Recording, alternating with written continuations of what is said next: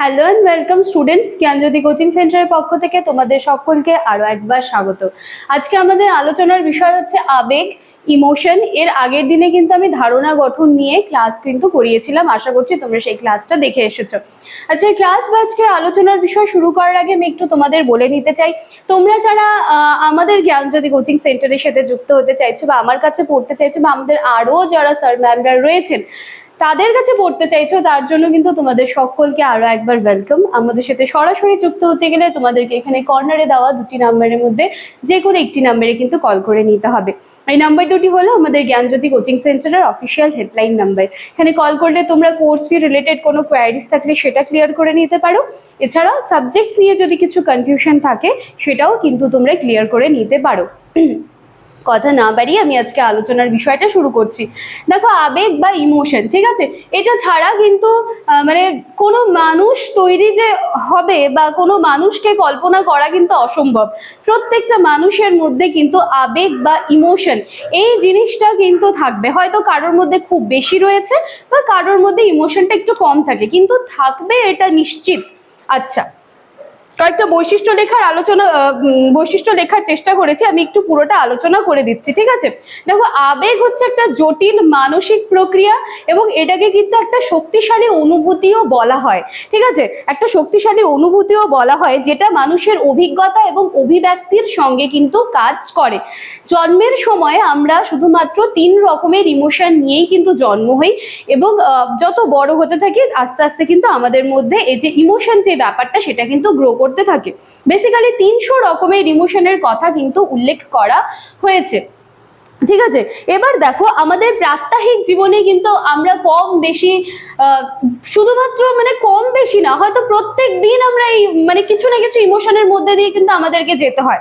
মনে করো যে একটা তুমি মুভি দেখছো, সেখানে যদি হ্যাপি এন্ডিং হয় তো তোমার বেশ খুশি খুশি ফিল হয়, কিন্তু দেখো যে মুভি শেষে যদি হিরো মারা যায় তখন কিন্তু কোথাও না কোথাও যারা খুব বেশি ইমোশনাল, যারা নিজের আবেগগুলোকে কন্ট্রোলে সেইভাবে রাখতে পারে না, তারা কিন্তু কেঁদে দেয়। আর যারা একটু স্ট্রং হয়, তাদের তুলনায় একটু স্ট্রং হয়, তাদেরও খারাপ লাগছে কিন্তু তারা হয়তো কাঁদছে না।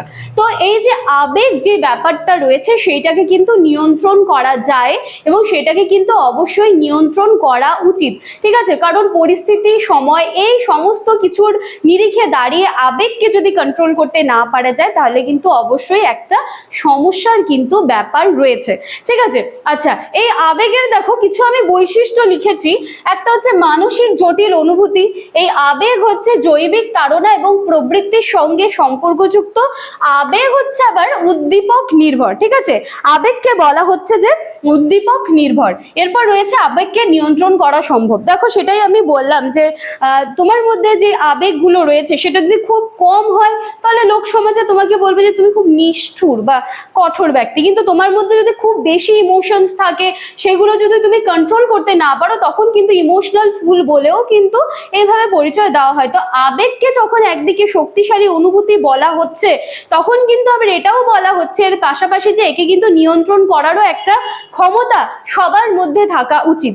আচ্ছা, আবেগ তো জানলাম, বৈশিষ্ট্য কিছু আলোচনা করলাম। এবার একটু আলোচনা করি যে শিক্ষা ক্ষেত্রে আবেগটার কি দরকার বা শিক্ষা ক্ষেত্রে আবেগকে কি করে কাজে লাগাবো। দেখো, এখন বর্তমানে যে শিক্ষা ব্যবস্থা রয়েছে সেটা কিন্তু শিশুকেন্দ্রিক শিক্ষা ব্যবস্থা।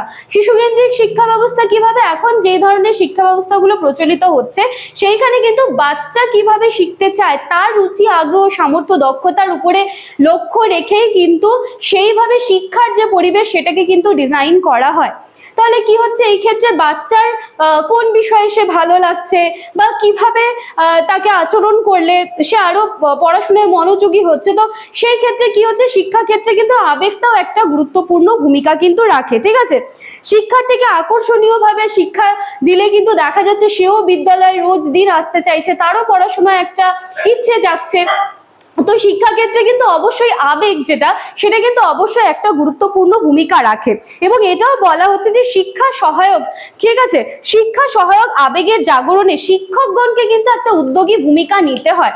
কারণ দেখো, বাচ্চাদেরকে যারা পড়াচ্ছেন শিক্ষক শিক্ষিকারা, তাদের মধ্যে যদি এই যে আবেগ বিষয়ে একটা নলেজ থাকে বা হচ্ছে মনোবিদ্যা বিষয়ক যদি নলেজটা উনাদের মধ্যে থাকে তাহলে দেখা যায় যে তারা সুন্দরভাবে ক্লাসের সমস্ত বাচ্চাকে সুন্দরভাবে পরিচালনা করতে পারছেন এবং বাচ্চাদেরও একটা ইন্টারেস্ট হয় যে না পরের দিন যেতে হবে, নতুন নতুন আর কি কি শেখানো হবে, ঠিক আছে? এই সমস্ত কিছু কিন্তু এক একটা ইমোশন, ঠিক আছে? তো এই সমস্ত কিছুই হচ্ছে শিক্ষা ক্ষেত্রেও কিন্তু সমানভাবে কাজে আসে, ঠিক আছে?